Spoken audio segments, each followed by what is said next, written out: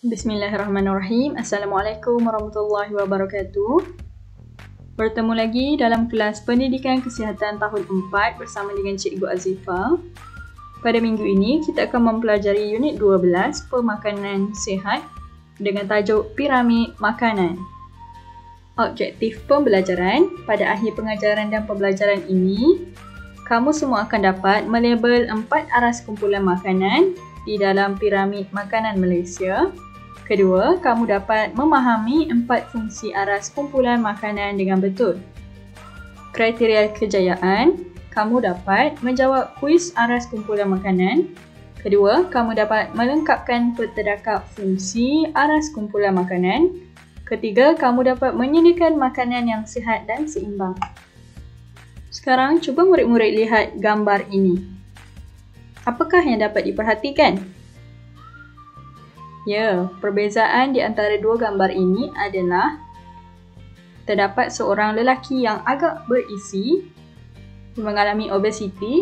Kedua, lelaki yang bertubuh badan sihat. Apakah punca perbezaan saiz badan terhadap kedua-dua lelaki ini? Ya, betul. Amalan pemakanan yang sihat ataupun amalan pemakanan yang seimbang. Jadi, itulah yang akan kita pelajari hari ini, iaitu berkaitan dengan piramid makanan Malaysia. Murid-murid boleh buka buku teks Pendidikan Kesihatan tahun 4, muka surat 96 dan 97. Untuk pengetahuan semua, piramid makanan Malaysia merupakan satu garis panduan yang disediakan untuk kita mengetahui apakah yang perlu diambil dan berapakah kuantiti makanan tersebut. Di dalam piramid makanan Malaysia terdapat 4 aras. Aras yang pertama adalah aras karbohidrat. Karbohidrat merupakan sumber tenaga utama bagi tubuh badan manusia. Karbohidrat perlu diambil secukupnya. Fungsi karbohidrat ni adalah untuk memberikan tenaga kepada tubuh badan kita.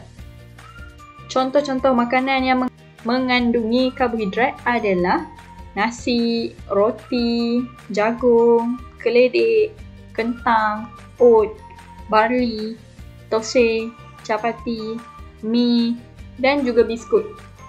Jadi setiap hari kita perlu ambil kadar karbohidrat secukupnya.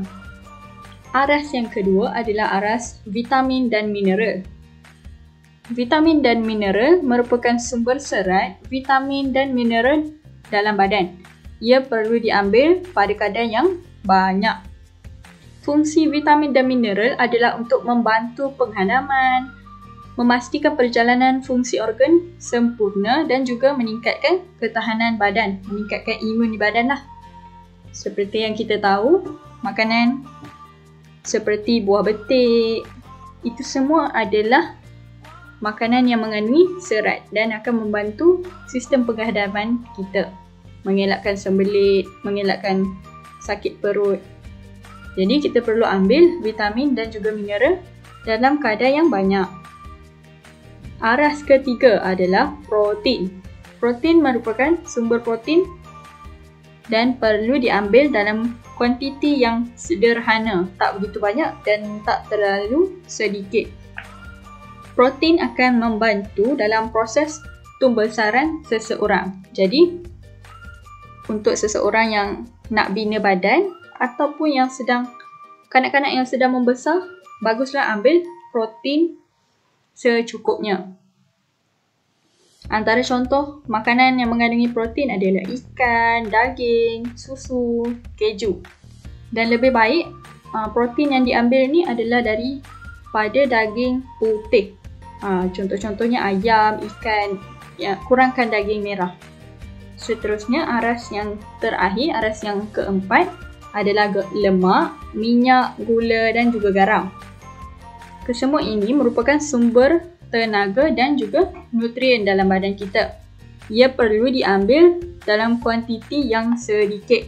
Jika kita mengambil lemak, minyak, gula dan garam pada kadar yang berlebihan, ia akan mendatangkan penyakit pada tubuh badan kita seperti penyakit kolesterol, kencing manis ataupun kita sebut diabetes. darah tinggi. Itu semua akan memudaratkan badan kita.